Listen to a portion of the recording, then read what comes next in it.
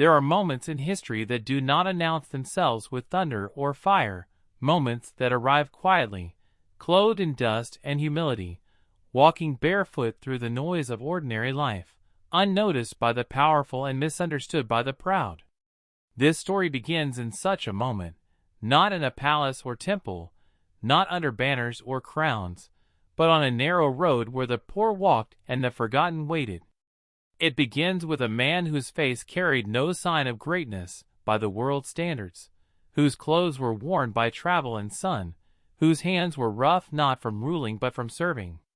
At first glance, there was nothing remarkable about him. And yet, everything about him would change lives forever. He came without warning, as kindness often does. No trumpet sounded. No crowd gathered. Only a few souls noticed him, and even fewer understood him. He walked slowly, as if time itself obeyed him, stopping when others rushed past, listening when others spoke only to be heard. Children felt safe near him without knowing why. The broken felt seen. The guilty felt exposed, not by judgment, but by a love so honest it hurt. There was something in his eyes, an unbearable gentleness mixed with unshakable truth, that unsettled those who met him. People could not explain it, but they felt it. Some turned away. Others followed. In a small village, overlooked by traders and forgotten by rulers, lived a man named Eliab. He was not important. He owned no land, held no title, and carried no influence beyond his small circle of neighbors. His life had been shaped by disappointment, dreams that never grew legs, prayers that seemed to fall silent halfway to heaven. He worked when work was available, and went hungry when it was not. Faith, once bright in his youth, had dulled under the weight of unanswered questions. He still believed, but quietly, carefully, as if afraid belief itself might break. One evening, as the sun bled orange into the horizon, Eliab sat outside his home, staring at the ground. He had lost his wife years earlier, and his grief had settled into him like a second spine, holding him upright, but never letting him rest. That was when the stranger approached. No one announced him. No one pointed. He simply appeared, as if he had always been part of the road. "May I sit with you?" the man asked. His voice was calm, neither commanding nor hesitant. Eliab nodded, unsure why his chest felt suddenly tight. The stranger sat beside him on the hard ground, not caring about dust or stones. For a while neither spoke. The silence was not awkward. It was full. "You look tired," the man said gently. Eliab almost laughed. Everyone was tired.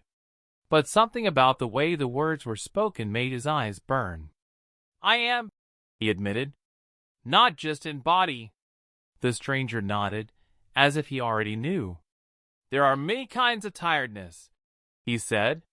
"Some sleep cannot heal." Eliab turned and studied him more closely. The man's face bore the marks of the sun and wind. There was no ornament, no symbol of authority. And yet, Eliab felt as though he was sitting beside someone who saw beyond his skin, beyond his years, beyond his failures. It was unsettling. "Why are you here?" Eliab asked. "To walk," the man replied. "To listen. To remind." "Remind of what?" Eliab pressed. The man smiled faintly. "Of what love looks like when it refuses to be loud." That night, Eliab slept better than he had in years, though nothing had changed on the outside. The stranger left before dawn, without goodbye. And yet, something had shifted. Eliab found himself looking at the world differently, at the poor with softer eyes, at himself with less cruelty. He could not explain it. He only knew that the stranger's presence had awakened something buried.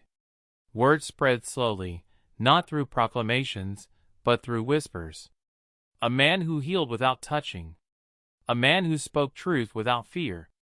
A man who ate with sinners and defended the despised. Some said he was dangerous. Others said he was foolish. A few said he was holy.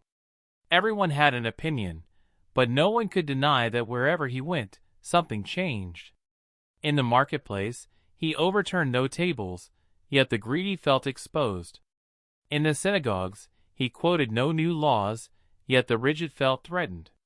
He spoke of love not as an idea, but as a cost, something that demanded sacrifice, humility, and forgiveness beyond comfort. Many walked away when they realized following him meant unlearning power. One day, a woman accused by many was dragged before him.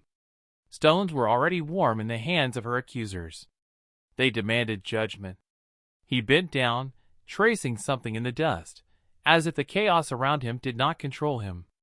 When he spoke, his words were quiet, but they carried the weight of eternity. One by one, the stones fell. The crowd dispersed. The woman wept, not from fear, but from relief. He did not condemn her. He restored her. And still, he remained unnamed by most.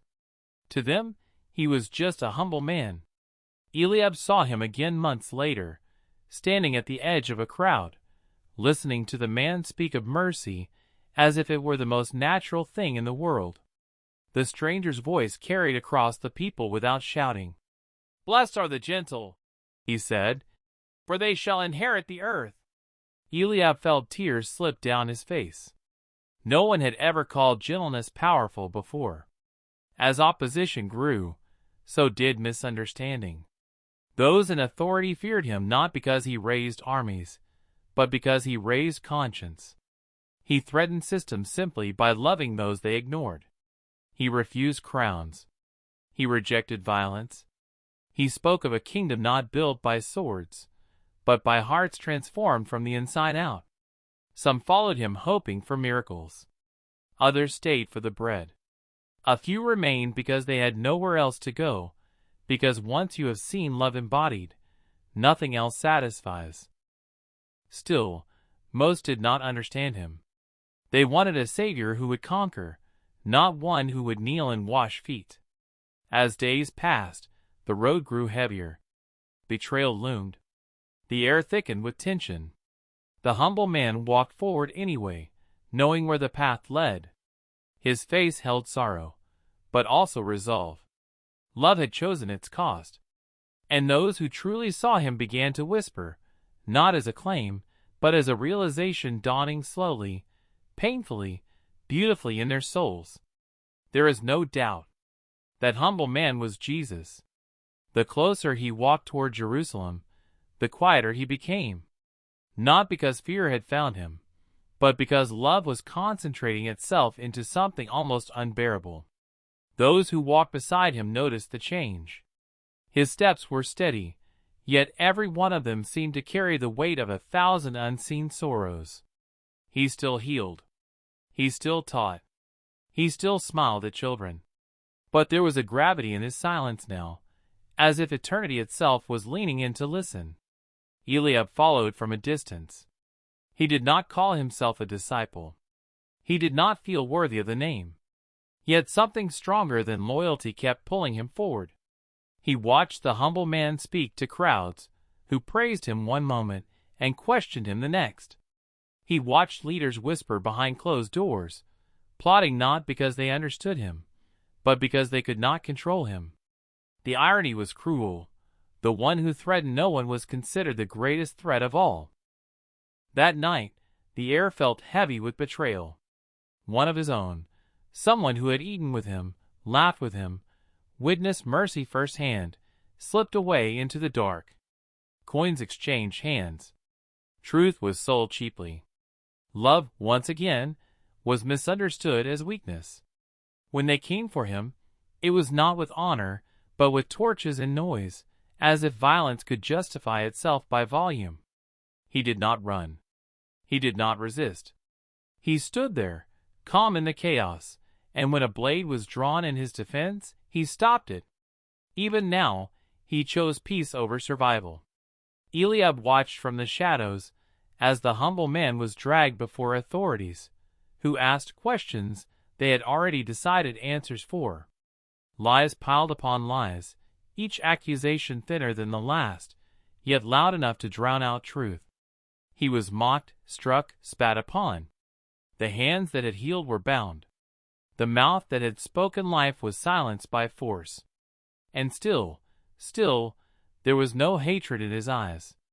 When the crowd was given a choice, they chose violence.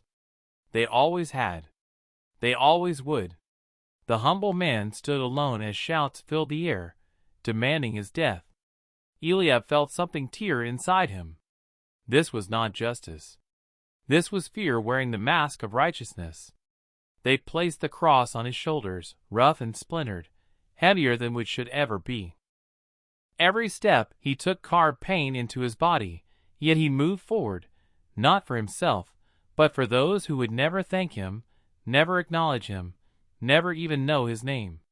Blood traced his path, like a signature written into history itself. People lined the road.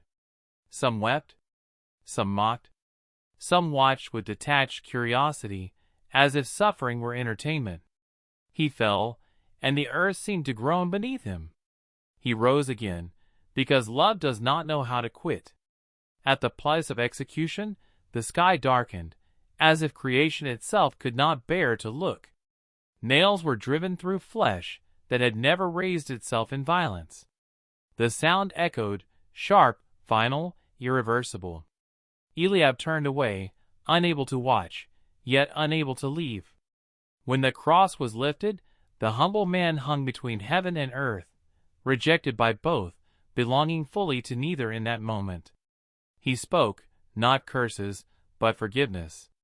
He looked upon the very ones who had destroyed him and asked mercy for them. Eliab collapsed to his knees. No human heart, he realized, could love like this. No ordinary soul could forgive this deeply. This was not strength as the world defined it. This was something far greater. As his breath grew shallow, he cried out, not in despair, but in completion. The words carried finality, not defeat.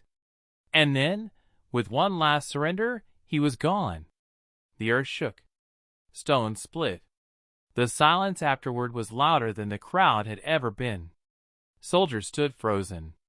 Mockery died in throats. Something irreversible had happened, and everyone felt it, even if they refused to name it. They placed his body in a borrowed tomb. Borrowed, because even in death, he did not intend to stay. Eliab did not sleep for days. Grief sat on his chest like a stone. Hope, once awakened, now felt cruel in its absence. He thought of the gentle words, the quiet authority, the love that had asked nothing and given everything. If this was the end, then the world was colder than he had feared. But dawn came. And with it, whispers. The stone was moved. The tomb was empty. Fear turned to disbelief. Disbelief to trembling wonder. Those who went to mourn returned transformed, claiming the impossible with eyes that could not lie. Eliab ran. His legs carried him faster than they ever had, as if hope itself were pulling him forward. He saw him, not as a ghost, not as a memory. Alive. The wounds were still there, not erased, but glorified, proof that love had gone through death, not around it. The humble man spoke again, and the sound of his voice broke something open in Eliab forever. This was no illusion, no legend forming. This was resurrection standing before him. In that moment, everything made sense.